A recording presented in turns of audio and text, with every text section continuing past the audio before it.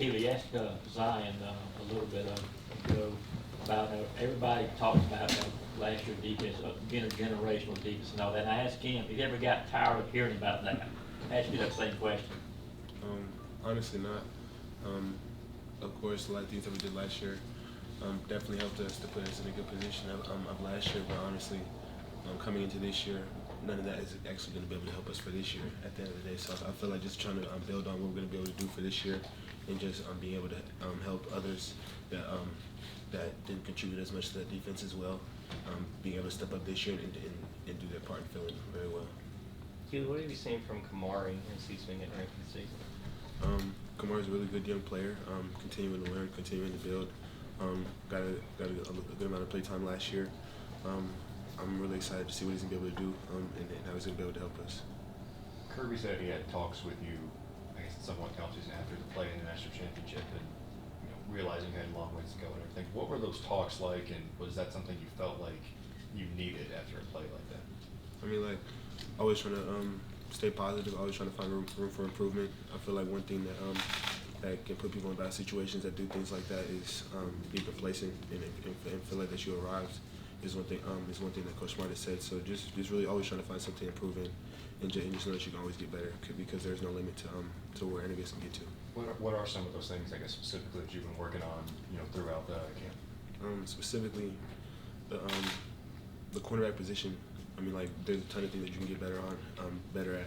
Specifically, playing the ball in the air. I mean, like, just staying tight in coverage, being able to work your feet at the line of scrimmage, being able to get hands on receivers, and just really being able to disrupt timing between the quarterback and the receiver. So that's one thing. That's a few things that we've really been working on throughout training camp. What's been your view of the Oregon Ducks offense? What do you know about them at this point? And what are you looking forward to seeing in person? Yeah. Honestly, I'm really looking forward to play against Coach Lanning.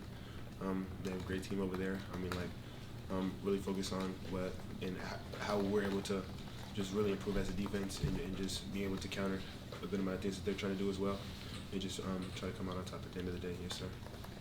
Does him being over there, does that give you pause to how good of a coach he was here, knowing that he is pouring himself into that other team?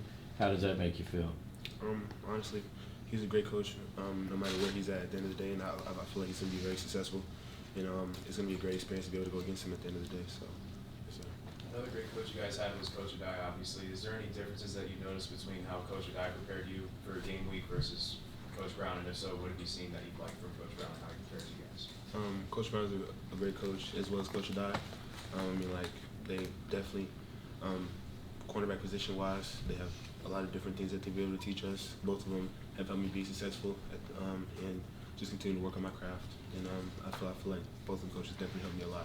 And I don't really see too much differences, but I really feel like I could be successful no matter who's going to be able to coach me, because I feel like they enhance my game a lot. So.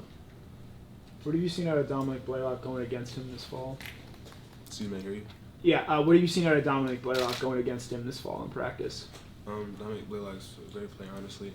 Shows a great amount of flashes every single day throughout practice. I feel like he's a great player. Continues to help us get better, good on good, and I feel like he's able to take care of business throughout the season. Your freshman season year, you don't play. I think you only dressed out at the end of the season against Cincinnati. What was the hardest part during that time of just not having football and being out there and being able to go play? Honestly, the aspect of really trying to stay locked in, just continuing to learn the plays. I mean, like, just continuing to understand that my chances to be able to come and just not get too down on myself, because obviously injuries are uncontrollable. So I'm just trying to continue to stay the playbook and just be ready when my chance comes. Kelee, what have you learned about Oregon's wide receivers from Coach McClendon, his knowledge of that room? They're a really good group of receivers, as any other receiving core that we're going to be able to see. I feel like just continuing to scheme on the best things that we can do potentially to be able to limit the amount of things that they can do at the end of the day. So appreciate that. You're a year ahead of David Daniel and Javon Boyer, but what have you seen out of them two in the secondary and then defensive back room that you like out of? Both of them are great players, high motor players, continuing to learn. I mean, like, just really good sponges, continue to write notes in the meetings, stuff like that, and that's something that's going to really be able to help young players be successful. So I feel like just continuing to grow. I mean, like, not being too high, too low in any aspect of practice or in games in general. And I feel like they'll be successful.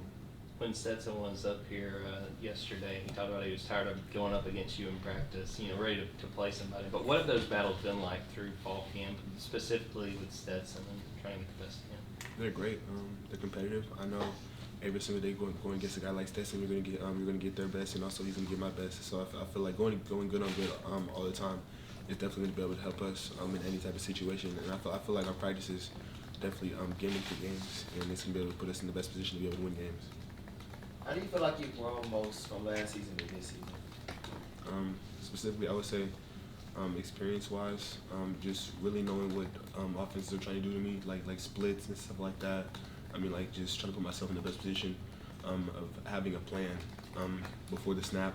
I feel like last year I was more of a reactive player, and just like obviously knowing what I was supposed to be doing, but like not being a little bit more ahead of the game. And I feel like throughout the season, the game's gonna be able to slow down a little bit more for me. So. Kelee, you ever driving down the road and see your billboard up there with the, is it oil change or something? Yes, sir. Yes, sir. Did you have any part in designing the ad or anything, or do you like having that opportunity? Yes, sir, of course. NIL's a huge thing that's changed a good amount of college football, but honestly, like trying to keep the main thing. Obviously, of course, it feels good, but I feel like the best way to get those opportunities is definitely be able to play good on the field. So, I mean, like, those things will definitely come later, but just continuing to stay hard and then doing things the right way on the field is definitely going to help me in that.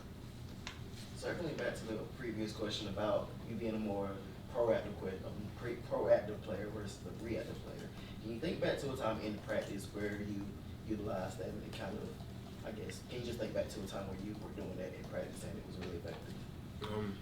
As I was saying before, I would say, like, where receivers going to split, I mean, like, down and distance, things like that, what offense is going to try to do to me compared to third and long and first and second down, and just being able to ID those type of things. And I feel like it's definitely helped me a lot, and just as the game's slowing down, of course, just trying to figure out a way I can try to be successful and put myself in the best position to be able to make plays.